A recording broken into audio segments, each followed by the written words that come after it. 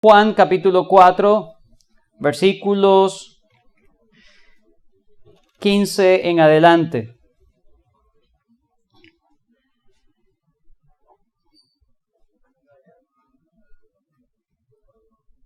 Vamos a leer desde el 12 mejor, desde el 12. Dice: esta es la mujer samaritana hablando con nuestro Señor Jesucristo, y ella le pregunta: ¿acaso eres tú mayor que nuestro padre Jacob, que nos dio este pozo, del cual bebieron él, sus hijos y sus ganados? Respondió Jesús y le dijo: cualquiera que bebiere de esta agua volverá a tener sed, mas el que bebiere del agua que yo le daré no tendrá sed jamás, sino que el agua que yo le daré será en él una fuente de agua que salte para vida eterna. La mujer le dijo: Señor, dame esa agua, para que no tenga sed, para que no tenga yo sed, ni venga aquí a sacarla. Jesús le dijo: ve, llama a tu marido y ven acá. Respondió la mujer y dijo: no tengo marido. Jesús le dijo: bien has dicho, no tengo marido, porque 5 maridos has tenido, y el que ahora tienes no es tu marido. Esto has dicho con verdad. Y la mujer le dijo la mujer: Señor, me parece que tú eres profeta. Nuestros padres adoraron en este monte. Lo primero que hace la mujer cuando se ve confrontada por esta situación de que el Señor Jesucristo le dice la verdad de su vida, ella inmediatamente lo relaciona con la adoración. Si tú eres profeta, entonces dime dónde debo adorar. Versículo 20. Nuestros padres adoraron en este monte, y vosotros decís que en Jerusalén es el lugar donde se debe adorar. Jesús le dijo: mujer, créeme que la hora viene cuando ni en este monte ni en Jerusalén adoraréis al Padre. Vosotros adoráis lo que no sabéis. Nosotros adoramos lo que sabemos, porque la salvación viene de los judíos. En este versículo 22, el Señor habla acerca de cómo se debe hacer la adoración de manera consciente. Nosotros adoramos lo que sabemos. Así es la verdadera adoración. Se debe adorar entendiendo lo que se está haciendo. Versículo 23. Mas la hora viene y ahora es cuando los verdaderos adoradores adorarán al Padre en espíritu y en verdad, porque también el Padre tales adoradores busca que le adoren. Entonces el Señor, cuando confronta a la mujer con su pecado, le da la verdad. Ella inmediatamente entiende que es un profeta y entiende que tiene un deber de la adoración. Ella quiere saber cómo es la verdadera adoración. El Señor le dice: debe ser consciente, debe ser en espíritu y debe ser según la verdad. Según en verdad. Eso es lo que el Padre está buscando. Adoradores en espíritu y en verdad. Vamos a orar antes de comenzar entonces esta segunda parte del capítulo 22 de la Confesión de Londres. Bendito nuestro Señor, Padre de nuestro Señor Jesucristo, venimos delante de ti reconociendo tu majestad, tu grandeza, tu señorío, tu gloria, tu omnipotencia, omnisciencia, omnipresencia. Tú eres todo. Tú lo llenas todo. Tú eres infinito en bondad, infinito en misericordia, infinito en gracia. Qué grande eres, Señor. Ayúdanos en este momento, Señor, a poder concentrar nuestras mentes en esta clase. Ayúdame a mí a exponer todas estas cosas, Señor, de manera que todos seamos edificados, tú seas glorificado y que podamos adorarte cada vez mejor para tu gloria. En el nombre de Cristo Jesús, te damos gracias por este tiempo. Amén. La semana pasada comenzamos a hablar acerca de lo que es el capítulo 22 de la Confesión de Londres de 1689. Recordemos que la Confesión de Londres es un resumen excelente de las doctrinas que encontramos en las Escrituras. No es nuestra Biblia. La Biblia es la máxima y última autoridad. Sin embargo, la confesión es un resumen claro de lo que entendemos que enseñan las Escrituras y como iglesia nosotros enseñamos las doctrinas que se hallan allí.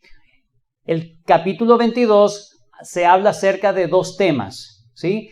La adoración y el día de adoración o el día de reposo, el día de la adoración. Entonces, estamos concentrándonos en la primera parte en cuanto a la adoración. Hemos respondido las primeras dos preguntas y comenzamos con la tercera. La primera pregunta de la clase fue: ¿qué es la adoración? ¿Qué es la adoración? Recordemos que la adoración tiene dos aspectos. Según las palabras en griego y en hebreo que nosotros estudiamos la semana pasada, entendimos que la adoración tiene dos características o tiene dos aspectos. Uno es externo, ¿verdad? Abodak, que es en hebreo, o latreia, o liturgia en griego. Estos habla acerca de servir, hacer algo externo, dar una adoración, pero no se ve tanto el corazón, sino la acción como tal, ¿sí? Y la otra palabra es shaka en hebreo, que en griego es proskuneo, ¿sí? Estas dos palabras tienen que ver con el corazón. Entonces, la adoración es no solamente entregar lo que se pide, sino con un corazón correcto, con un corazón humilde, humillado. Entonces, definimos lo que es la adoración de esta manera. La adoración es música lenta en el culto. No. Y alabanza es la música rapidita y alegre y que nos provoca saltar. No. Adoración es servir o hacer algo para reconocer la grandeza y majestad de aquello que se procura honrar, glorificar, exaltar y sobre todo agradar. Yo quiero agradar al Dios, al Señor, ¿sí? No es para mi deleite, para mis gustos. Yo busco la gloria y la exaltación y el agrado del objeto de mi adoración, que en este caso es Dios. Esa fue la primera pregunta que respondimos. Y la segunda fue: ¿a quién y por qué se debe adorar? ¿A quién y por qué se debe adorar? Lo primero que aprendimos es que la adoración es un asunto natural. Está incrustado, está entretejido en nuestro corazón. Todos los hombres, por naturaleza, adoran. Todos. Es algo de la ley natural. Dios no nos tiene que mandar a adorar. Nosotros adoramos de manera natural, innata, de manera innata. El problema es nuestro pecado. Nuestro pecado nos hace adorar algo que no es Dios. Eso es idolatría. Por eso es que Dios tiene que dar una ley positiva, una ley agregada, tiene que dar una ley determinada, cosa que no podríamos llegar con nuestra mente, con nuestro raciocinio. Dios tiene que decirlo: bueno, tú tienes una ley natural, pero esa ley, ahora yo te voy a decir cómo la vas a regular. Tiene que ser hacia mí, no hacia ningún otro sitio. Entonces aprendimos acerca de por qué se debe adorar, porque es una ley natural. Fuimos hechos para adorar. Es un deber para todos. Pero ¿a quién debemos adorar? Bueno, solamente al único Dios vivo y verdadero. Pero no solamente aprendimos a quién se debe adorar, sino por qué, ¿verdad? Solo Jehová es el único ser digno de la adoración de todos los seres humanos.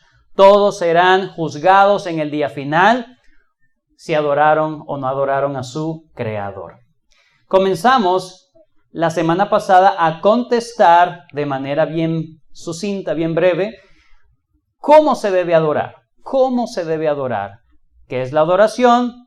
¿A quién se debe adorar y por qué? Y ahora, ¿cómo adoramos? ¿Cómo adoramos? En esa tercera pregunta, nosotros también hicimos otra pregunta importante. ¿Se corre el riesgo de que mi adoración no sea aceptada?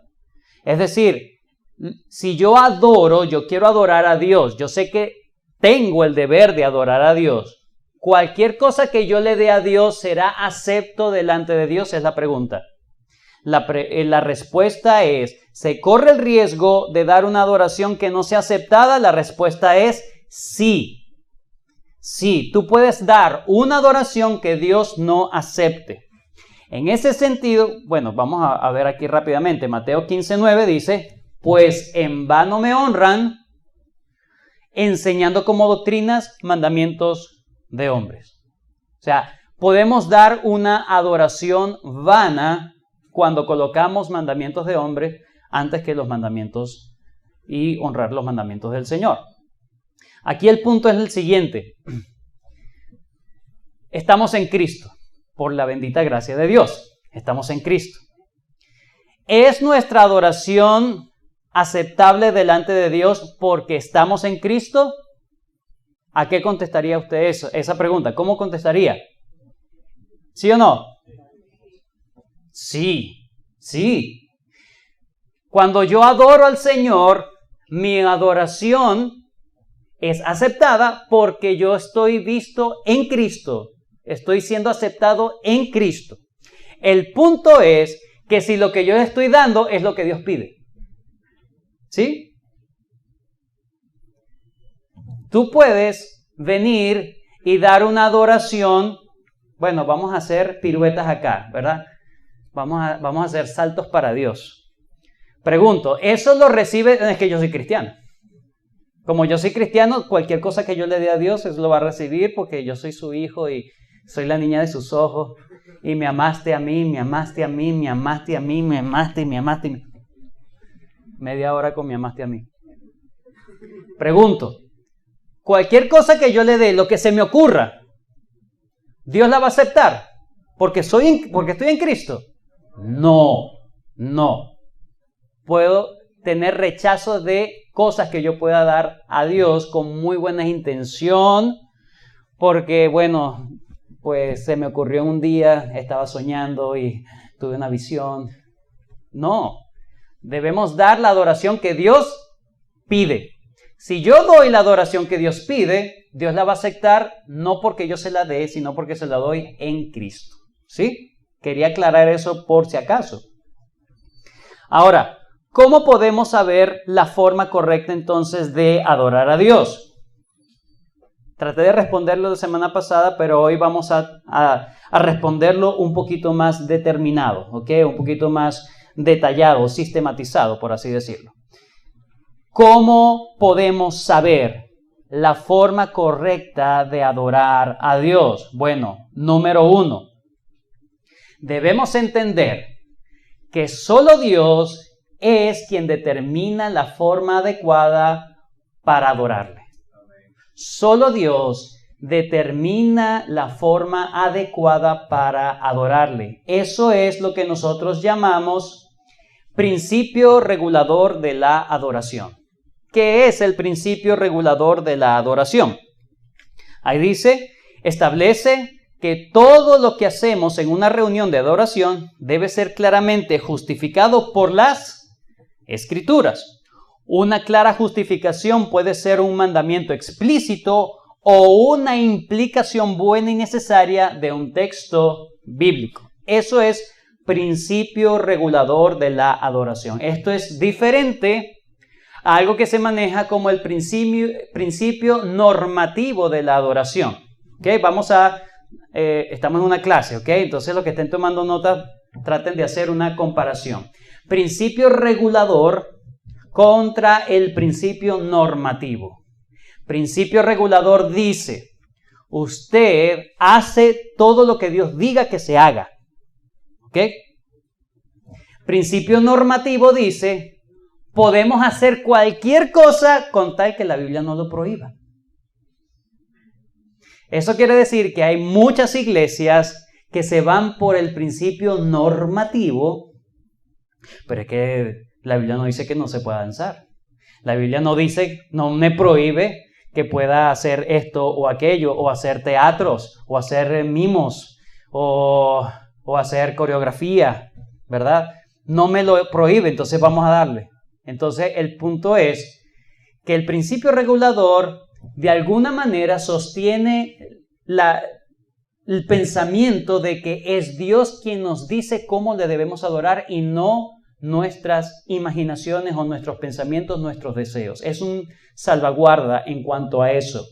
Principio regulador entonces establece que nosotros debemos hacer lo que Dios dice que se debe hacer. ¿Por qué? Fíjense acá, Primera de Timoteo capítulo 3 versículo 15, el apóstol Pablo dice, para que si tardo sepas cómo debes conducirte en la casa de Dios, que es la iglesia del Dios viviente, columna y baluarte de la verdad. La iglesia es la casa de Dios. Y como es la casa de Dios, ¿quién debe gobernar en su casa? El dueño de la casa. Sam Waldron dice, hay muchas cosas que tienen un lugar en el mundo de Dios, que no tienen un lugar en la casa de Dios.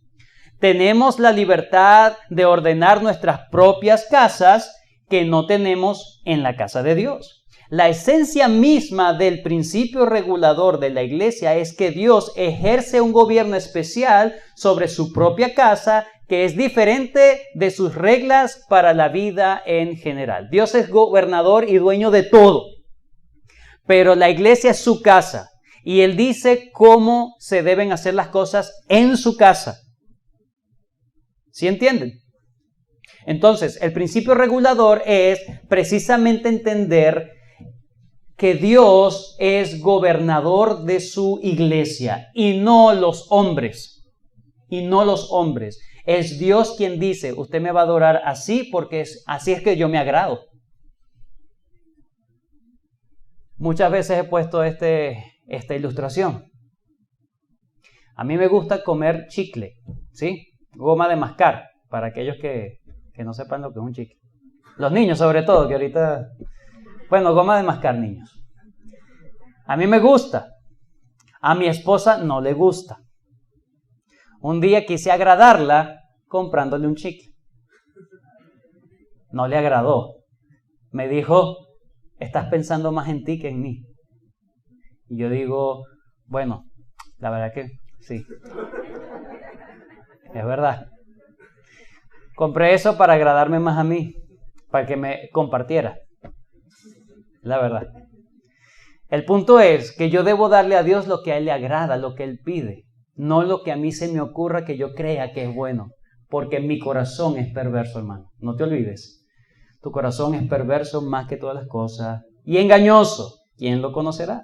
No te confíes en tus propios criterios. Debes confiar en lo que Dios dice, que es lo que Dios espera de nosotros. Esa es la adoración regulada por Dios. Eso es en primer lugar.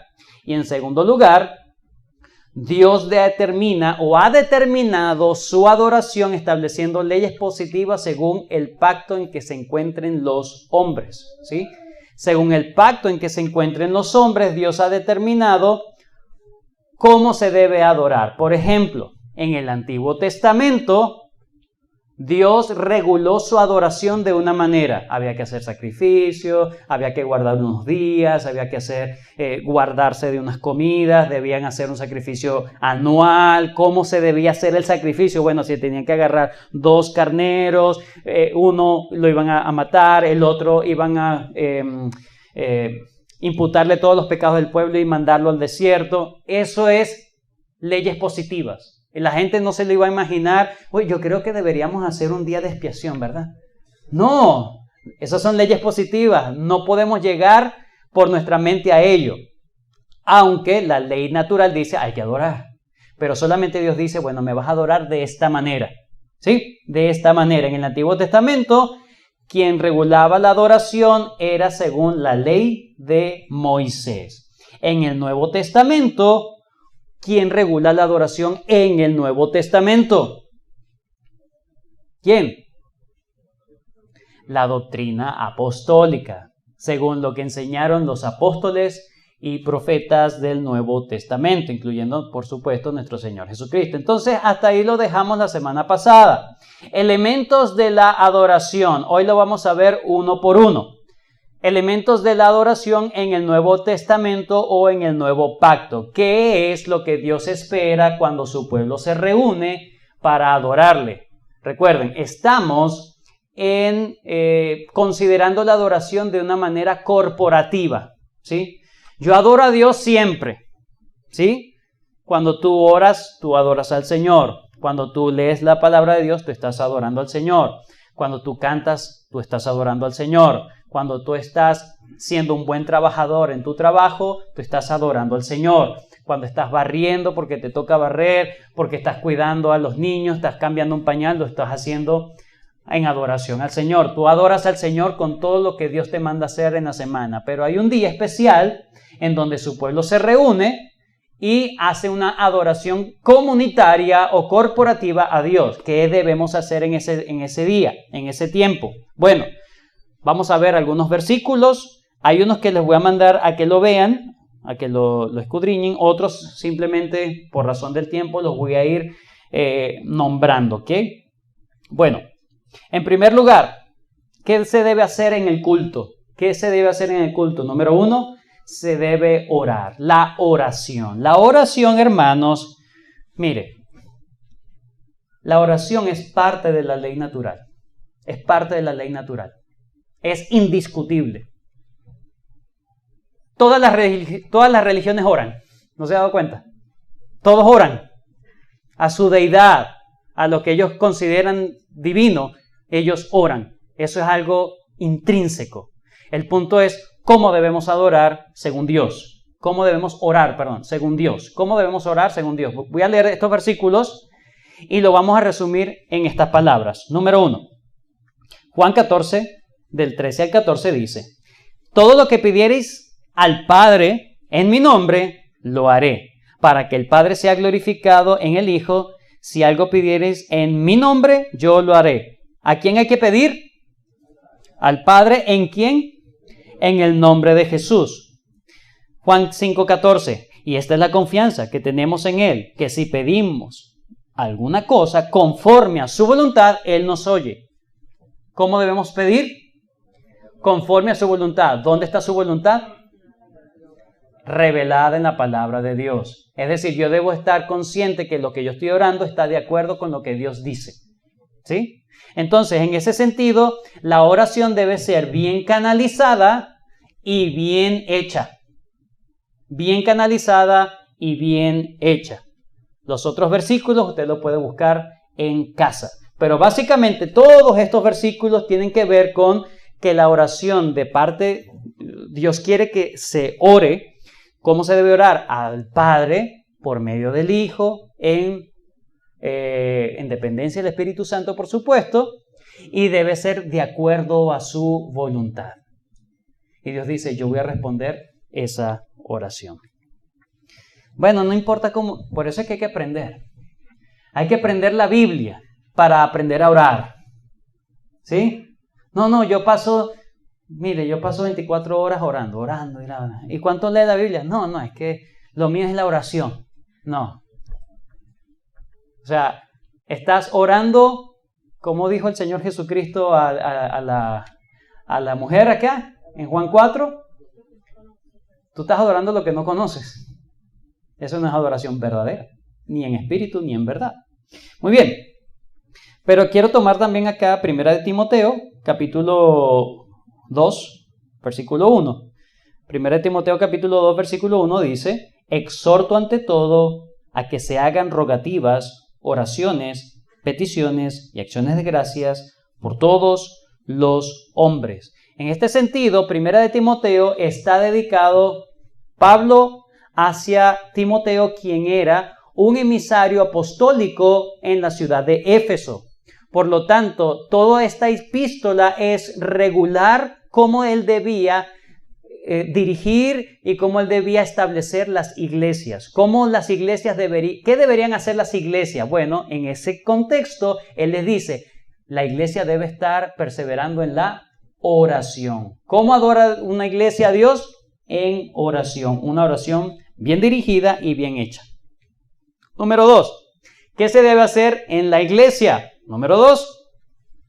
Se debe leer, se debe oír y se debe predicar la palabra de Dios, las escrituras. Vayan conmigo allí a 1 de Timoteo, capítulo 4. Primera de Timoteo, capítulo 4, versículo 13. Este es, una vez más, el mismo contexto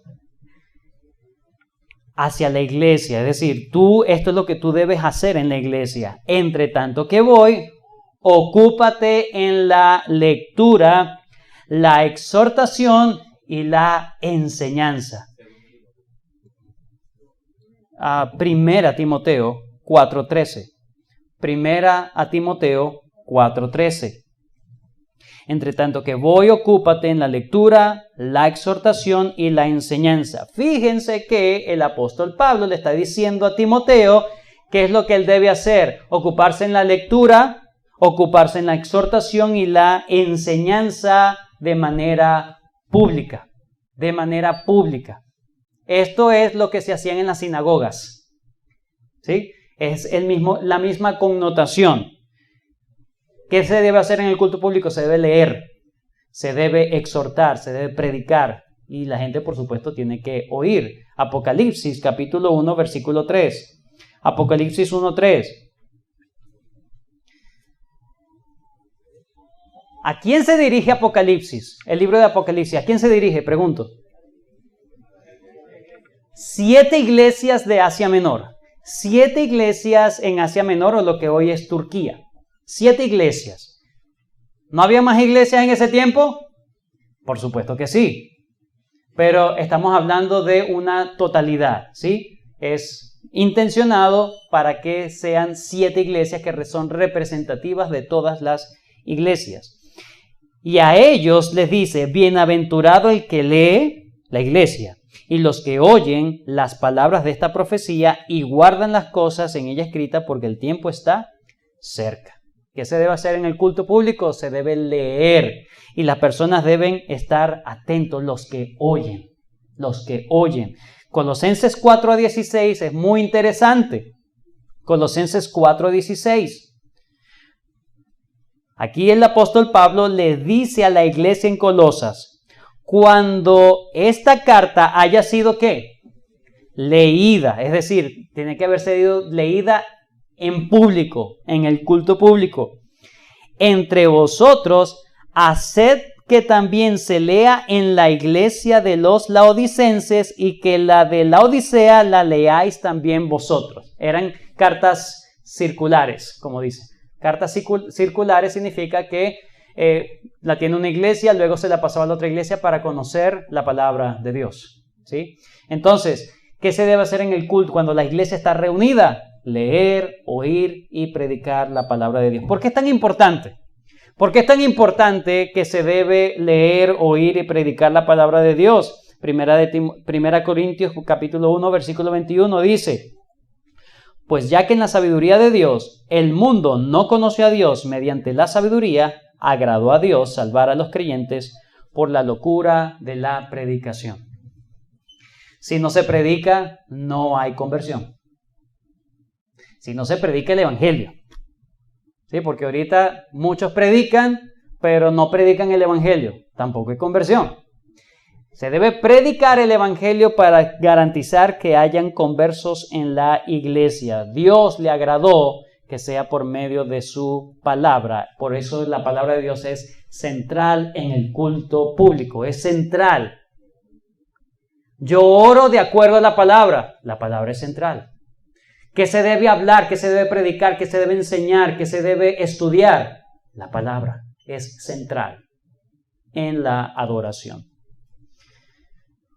Seguimos con los elementos de la adoración en el Nuevo Pacto. Hablamos de las ordenanzas. ¿Qué ordenó el Señor que se haga constantemente en la iglesia? Por eso le ponemos un pequeño subtítulo. Esto debe ser de manera regular. De manera regular. ¿Qué se debe hacer? Bautismos y cena del Señor. Mateo 18, 19 al 20. ¿Verdad? Toda potestad me da en el cielo y en la tierra. Por tanto, id y haced discípulos, bautizándoles en el nombre del Padre, del Hijo y del Espíritu Santo y enseñándoles. ¿Sí? Discipulado. Primera de Corintios 11, 26 dice, así pues todas las veces que comieres este pan y beberes esta copa, todas las veces, algo de manera continua y regular, la muerte del Señor anunciáis hasta que Él venga. Muy bien, pero también hay otra cosa. debemos dar ofrendas voluntarias. Ofrendas voluntarias. Vayan conmigo, por favor, a 1 Corintios 16. 1 Corintios capítulo 16.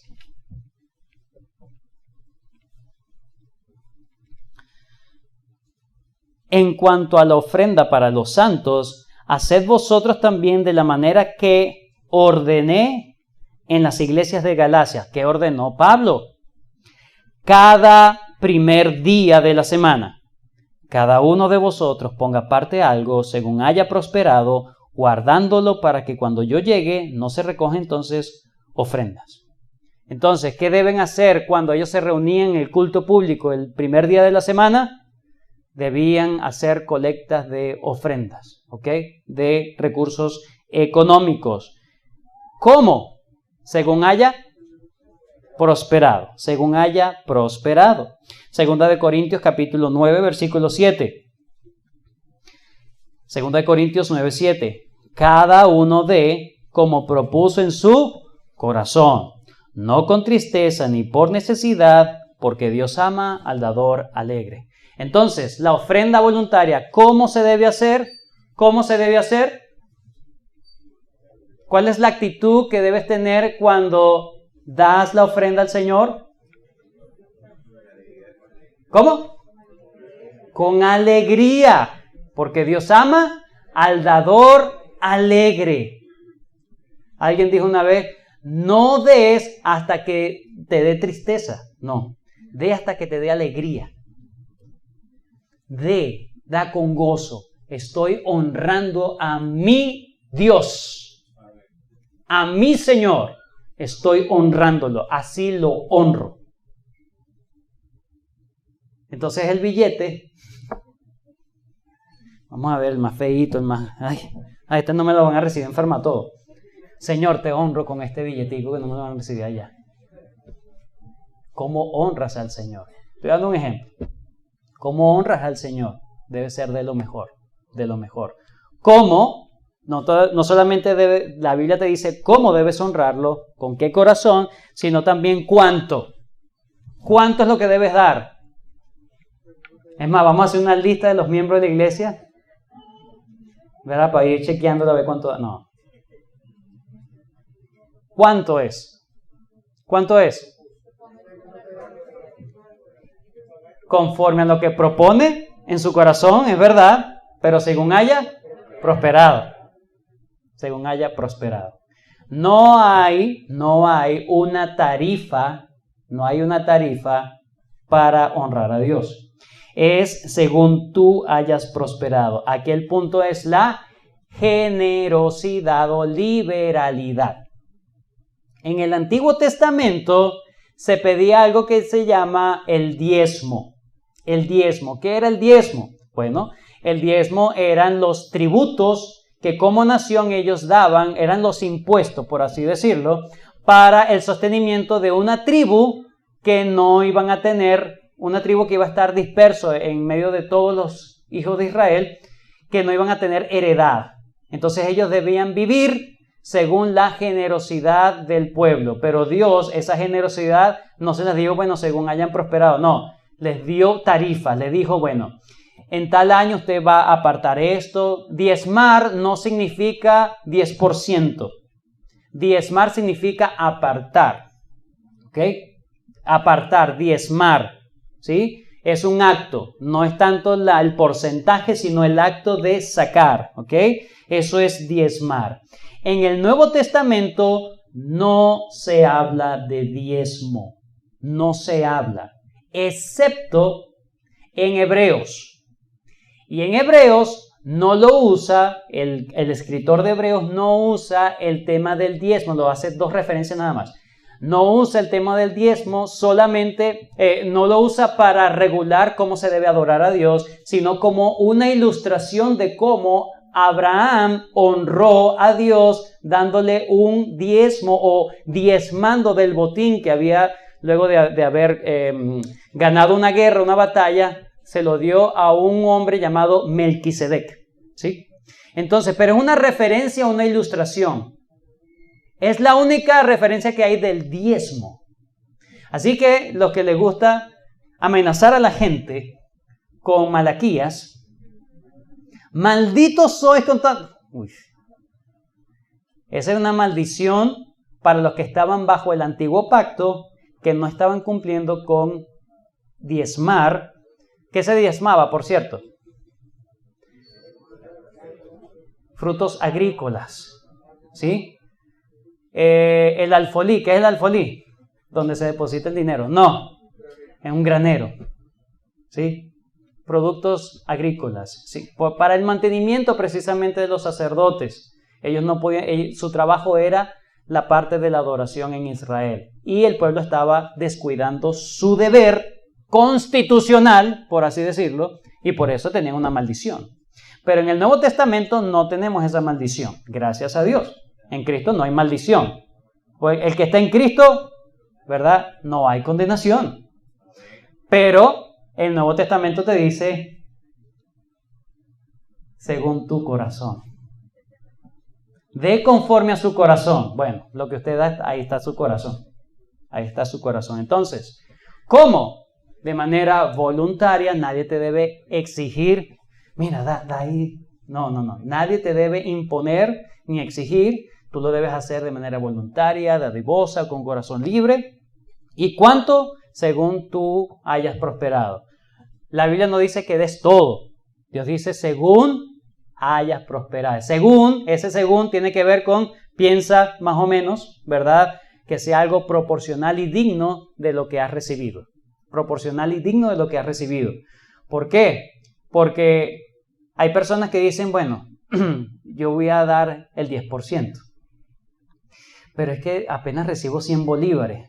No me alcanza. Bueno, pues puedes poner un piso. Bueno, mínimo un 10%, mínimo. No es lo que exigimos acá, por cierto. Pero puede ser una referencia. Pero hay personas que prosperan más y que se espera, no la iglesia, que espera Dios de ellos, que sean más generosos porque estamos invirtiendo en la obra de Dios. Estamos invirtiendo en el reino de Dios. Mis recursos es para eso. Cuando usted quiere hacer una dieta, usted se está cuidando a sí mismo y usted hace un esfuerzo para eso. Bueno, entonces, si es el reino para impulsar el reino de Dios, mis recursos financieros dicen cómo está mi amor a Dios. Muy bien, dejamos el tema del diezmo porque ya lo hemos tocado antes. Ahora vamos a finalizar con el tema de cantar. Cantar. ¿Cómo debemos cantar? ¿Qué debemos cantar? Muy bien. Yo me voy a concentrar en este tema en lo que queda del tiempo, porque mire, tienen una exclusiva, que es batacazo. Es la primera vez que vamos a hablar de este tema de fondo, de lleno, ¿ok? Es la primera vez, ¿cuántos años tenemos como iglesia? 8 años, ¿verdad? Es la primera vez que vamos a tocar este tema de forma específica, ¿ok? Ya van a ver cuál es. Cantar las escrituras. Vamos a leer rápidamente. Colosenses 3. Colosenses 3, 16. La palabra de Cristo mora en abundancia en vosotros, enseñándoos y exhortándoos unos a otros en toda sabiduría, cantando con gracia en vuestros corazones al Señor con salmos e himnos y cánticos espirituales. Efesios 5, 19. Hablando entre vosotros con salmos, con himnos y con cánticos espirituales, cantando y alabando al Señor en vuestros corazones. Fíjense que es cantar con mi corazón, ¿sí? Eso es la adoración. Algo externo que se hace de manera interna. Cuando cantamos, usted debe entender lo que está cantando. Usted debe, no se ponga en modo automático, piloto automático. No, eso es una afrenta ante el Señor. Si vas a cantar esa letra, debes entender lo que estás cantando y comprometerte con eso que estás cantando. Colosenses 3:16 y Efesios 5:19. Entonces, número 1, son dos cosas que vamos a ver. Número 1, la forma del canto en la iglesia. Y en segundo lugar, el propósito del canto en la iglesia. La forma del canto en la iglesia, dice allí, la palabra de Cristo more en abundancia en vosotros, enseñando y exhortando unos a otros, cantando con gracia en vuestros corazones, no en los corazones de los salmistas, no en los corazones de los adoradores, haciendo una diferencia entre el pueblo de Dios y los que están en la tarima, ¿no? Todos, hablando entre vosotros, todos. El propio Señor Jesucristo dijo en Mateo 26:30, y cuando hubieron cantado el himno, salieron al monte de los olivos. Todos cantaron, no solamente cantó Jesús solo, todos cantaron. Por lo tanto, el canto debe ser un canto congregacional. Los cantos deben buscar que todos canten. Por lo tanto, no todo estilo musical es adecuado para la adoración al Señor. No todo estilo musical es adecuado para la gloria de Dios. La música es un lenguaje universal. La música da un mensaje por sí solo sin tener necesidad de letra. ¿Ok? Eso es, mire, usted puede investigar por todos lados y eso es comprobable completamente. Eso es ciencia, científico. ¿Ok? La música es un idioma y por lo tanto comunica. ¿Qué comunica la música?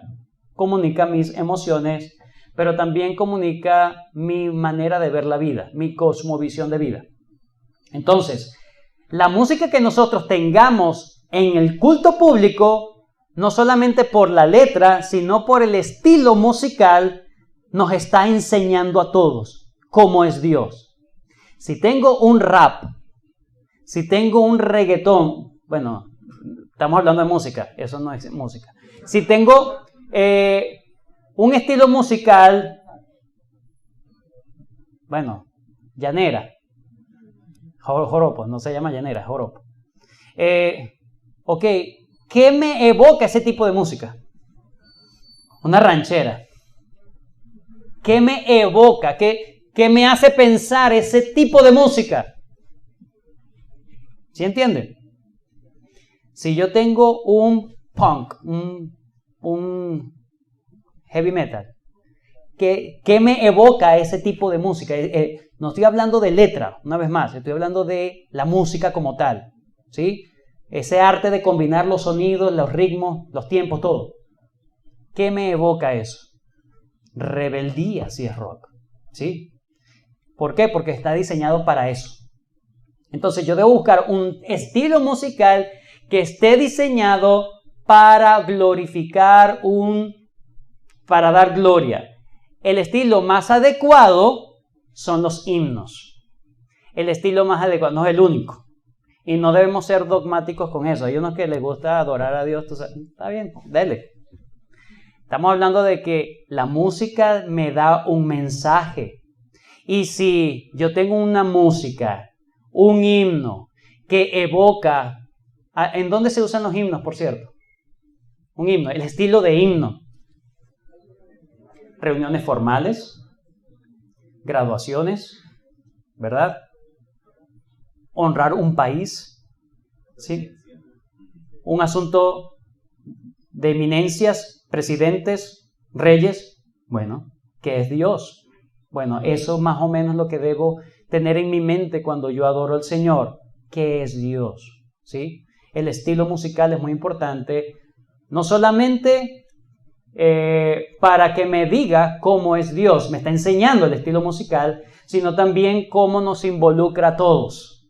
Por lo general, un himno está diseñado para que todos canten, están compuestos en una tonalidad donde todos puedan cantar sin mayor dificultad. No necesitamos el vocalista, no necesitamos a Andrea Bocelli, no necesitamos, ¿verdad?, a Pavarotti, bueno, ya el mundo se murió, Pavarotti, no necesitamos eso, necesitamos simplemente un estilo que nos ayude a que todos podamos involucrarnos en el canto. Debe ser congregacional. ¿Y cuál debe ser el propósito? El propósito debe ser dirigido a Dios y, ¿qué más? Dice, cantando con gracia en vuestros corazones. ¿Y qué más dice? Exhortándonos, edificándonos, hablando entre vosotros. deben ser entonces para edificar. Entonces, el estilo musical me debe edificar, haciéndome pensar en la doctrina de Dios, su grandeza, su belleza, su amor, ¿sí? Pero también me debe edificar en cuanto a su letra. La palabra de Cristo more en abundancia. La palabra de Cristo. Entonces, oro según las Escrituras, se predica, se escucha, se lee las Escrituras y se canta las Escrituras. Se canta las Escrituras. Vamos a ir finalizando este tema, porque muchos dicen, cantar las Escrituras significa entonces que debemos tener salmodia exclusiva en la iglesia. ¿Qué es la salmodia exclusiva en la iglesia? Bueno, es la buena intención de muchos buenos cristianos de que, bueno, si hay que adorar a Dios es según su palabra. Entonces vamos a cantar, hay dos versiones. Número 1, estos son los más rígidos. Se van a cantar exclusivamente los 150 salmos. De ahí no debemos pasar. ¿Ok? Salmodia exclusiva significa que en el culto público solamente se debe cantar los 150 salmos. Más allá, menos de eso, no, porque estamos cantando la palabra de Dios, ¿sí? Los otros un poquito, no te pases. Dicen, bueno, podemos cantar otras porciones, pero de las Escrituras, eso sí, de las Escrituras. Entonces, son estas dos versiones en cuanto a la salmodia exclusiva. ¿Qué es lo que buscan? ¿Qué es lo que buscan estos amados hermanos? Entre ellos Juan Calvino, entre ellos John Murray.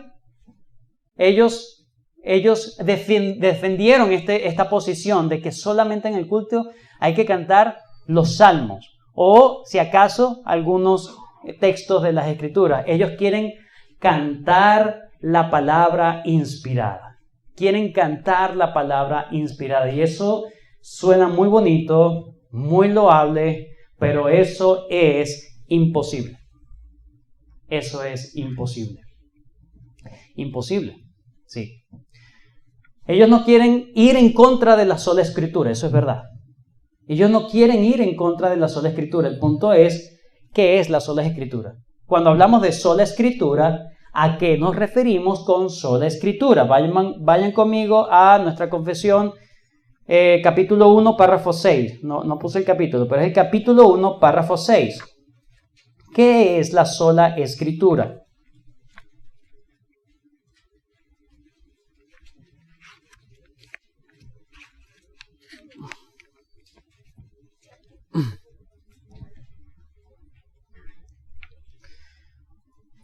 Todo el consejo de Dios tocante, párrafo 1 de la Confesión de Londres, capítulo 1, párrafo 6. Leo. Todo el consejo de Dios tocante a todas las cosas necesarias para su propia gloria, la salvación del hombre y la fe y la vida, está, subraya allí, expresamente expuesto o, coloque allí también, necesariamente contenido en las Escrituras. Eso es sola Escritura. Eso es sola Escritura.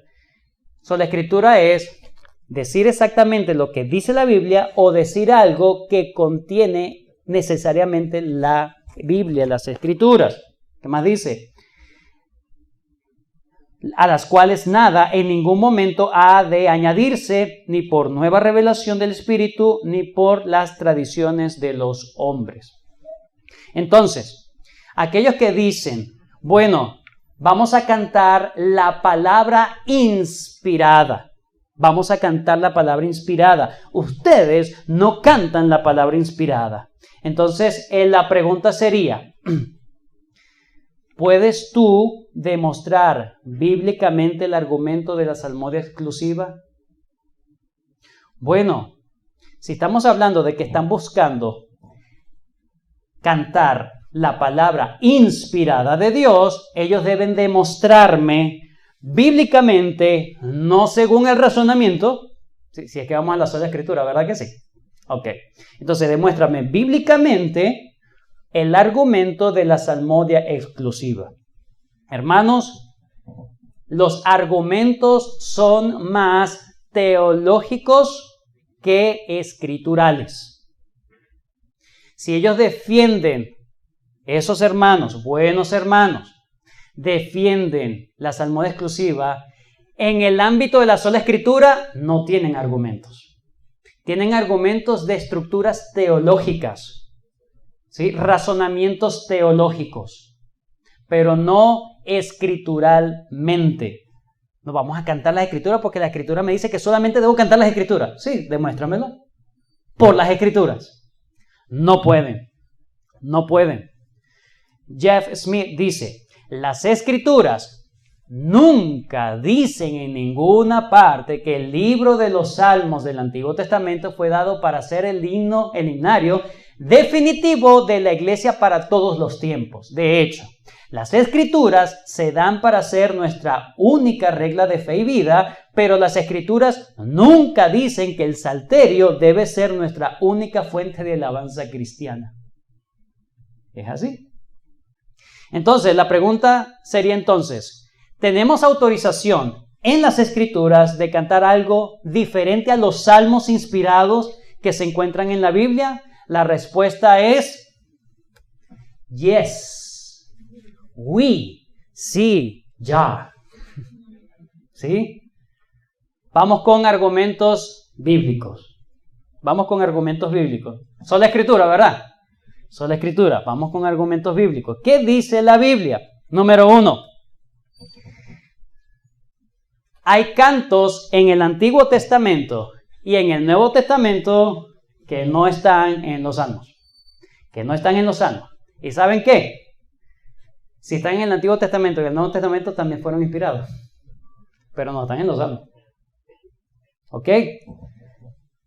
Algunos ejemplos. Éxodo 15, no lo vamos a leer, pero es el canto luego que ellos salen de la tierra prometida, salen de la tierra de Egipto. ¿Ok? Es un canto, quedó registrado, es palabra de Dios, pero no está en el libro de los Salmos. En Jueces 5, cuando Débora y Barak, ¿verdad? Derrotan a un ejército enemigo, ellos cantan un himno, cantan un salmo, un cántico, pero no está en el libro de los Salmos, pero queda registrado y es parte de las Sagradas Escrituras. Isaías 25:1 dice, Jehová, tú eres mi Dios, te exaltaré, alabaré tu nombre, porque has hecho maravillas, tus consejos antiguos son verdad y firmeza. Isaías 25:1 se entiende como un cántico de Isaías. Eso es un cántico. Pero allí él no está recitando textualmente un salmo. Aunque todo lo puedes rastrear, por supuesto, pero no está estrictamente recitando textualmente un salmo, pero todo está de acuerdo a la revelación que ellos tenían hasta ese momento. Filipenses capítulo 2, versículos 5 al 11, por razón del tiempo no lo vamos a ver, pero Filipenses 2, versículos 5 al 11, cuando dice, haya pues este sentir que hubo también en Cristo Jesús, el cual siendo en forma de Dios, ¿sí? Se entiende que las líneas en que fueron escritas originalmente está hecha en forma de cántico, en forma de himno. Entonces muchos asumen esto parece un himno primitivo de la iglesia. Un himno de la iglesia primitivo, y allí está contenida doctrina, pero que no está en los salmos. En Lucas 1, 46 al 55, está lo que se conoce como el Magnificat de María. El Magnificat de María es un cántico que ella pronunció en ese momento, que quedó registrado, pero que no está en los salmos. Ella no cantó los salmos.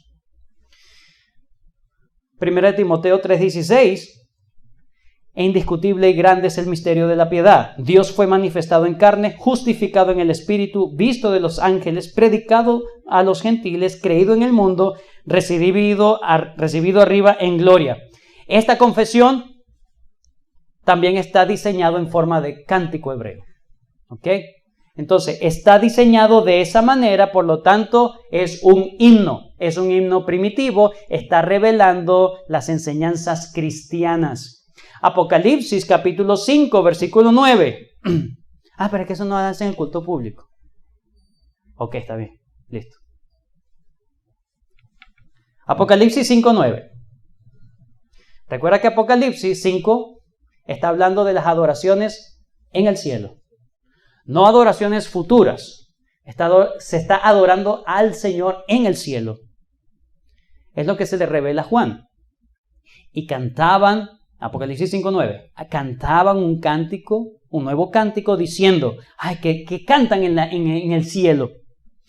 Digno eres de tomar el libro y de abrir sus sellos, porque tú fuiste inmolado y con tu sangre nos has redimido para Dios de todo linaje y lengua y pueblo y nación.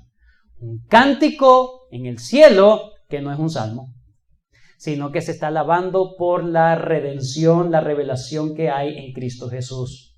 ¿Sí? Entonces, en el Antiguo y el Nuevo Testamento hay otros cánticos que no están en el libro de los Salmos, pero más allá.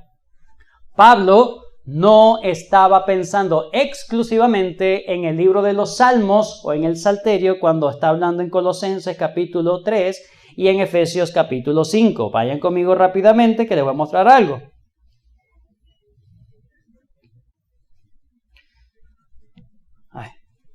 Rápido. Ahí dice, Colosenses 3:16. La palabra de Cristo mora en abundancia en vosotros, enseñándoos y exhortándoos unos a otros en toda sabiduría, cantando con gracia en vuestros corazones al Señor con salmos e himnos y cánticos espirituales.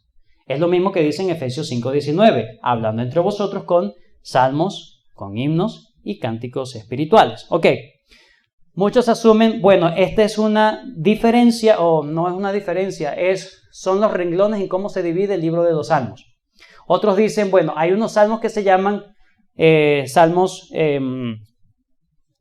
de himnos, hay otros salmos que se llaman salmos, y hay otros salmos que se llaman cánticos. Entonces ve que ahí solamente se está diciendo, ya va, calma, por favor. Número 1. La única mención que se hace en todo el Nuevo Testamento de salmos, himnos y cánticos espirituales son estos versículos. De resto, para referirse al libro de los salmos, solamente se le llama salmos. ¿Ok? Solamente se le llama salmos. Tanto lo dijo el Señor Jesús para referirse específicamente al libro de los salmos, como los apóstoles para hablar específicamente del libro de los salmos no usan, como dicen en los cánticos espirituales, como dice en el himno, no, como dicen en los salmos o en el libro segundo de los salmos, ¿sí? Entonces solamente habla de salmos para referirse al libro de los salmos. Número 1, no hacen esa distinción. Número 1.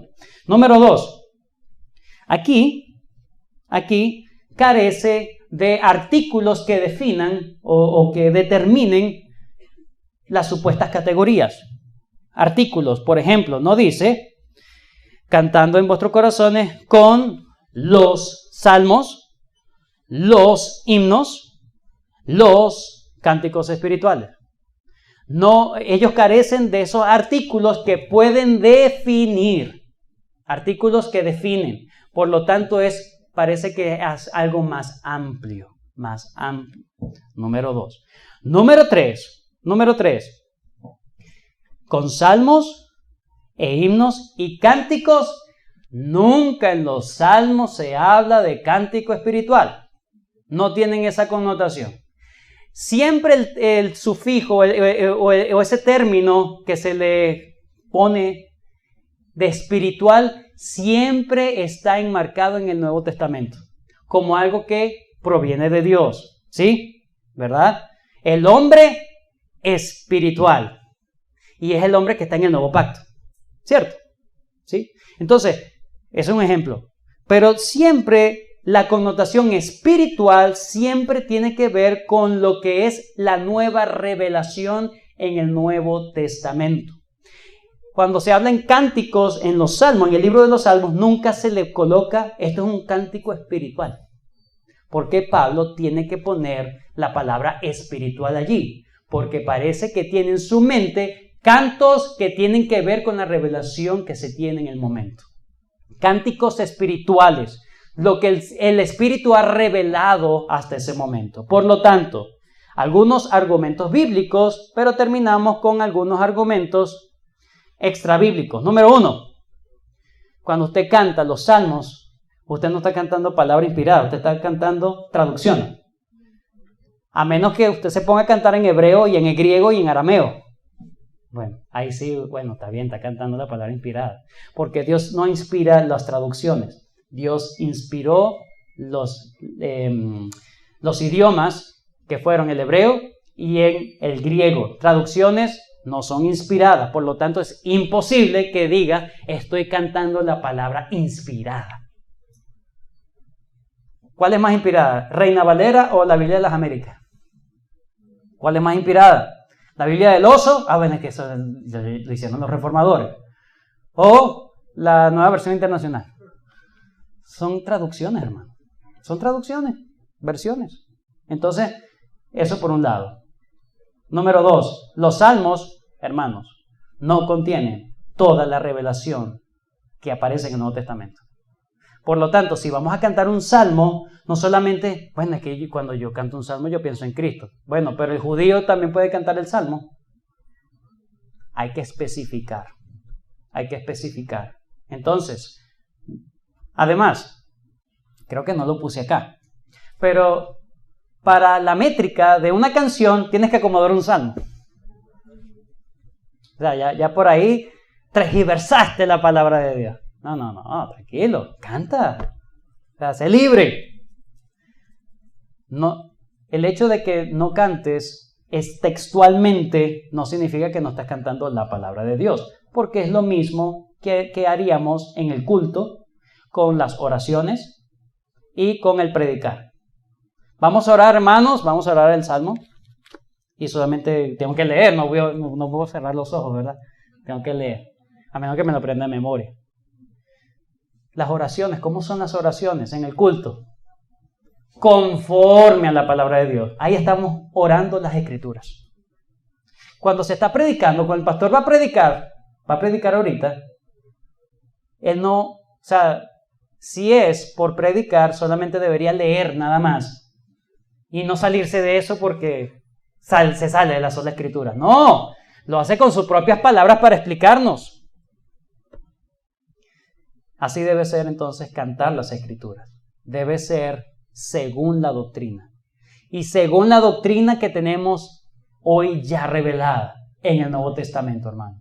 Entonces, los himnos no solamente deben sonar muy hermosos, muy gloriosos, que nos evoquen la majestad de Dios, sino que deben ser doctrinalmente fuertes, porque eso es lo que nos va a edificar. Eso es lo que nos va a santificar, no la música. Ay, esta música, este tono de do, uy, eso, miren, me santifica. No, lo que te santifica es la palabra de Dios. Entonces yo puedo cantar himnos que glorifican a Dios según la revelación que expresan, con las propias palabras. No hay problema. Entonces, terminamos. Es la primera vez que digo terminamos, ¿verdad? Estos son los elementos que hemos visto hasta ahora. Orar las Escrituras, leer y oír, predicar las Escrituras, cantar las Escrituras, ordenanzas, bautismo de cena del Señor, las ofrendas voluntarias, pero nos quedan 2 temas por allí. En el Nuevo Testamento se indica un lugar santo y se indica un día santo. Si en el Antiguo Testamento se indicaba un lugar y un día, en el Nuevo Testamento también se indica lo mismo, pero hay otras regulaciones. ¿Cuáles son esas? Si Dios lo permite, lo veremos la semana que viene. Gracias, Señor, por este tiempo. Gracias por tus bendiciones, por la oportunidad que me has dado de enseñar esto. Y gracias por tu palabra que es viva y eficaz. Bendícenos y ayúdanos a adorarte como tú esperas. En el nombre de Cristo. Amén.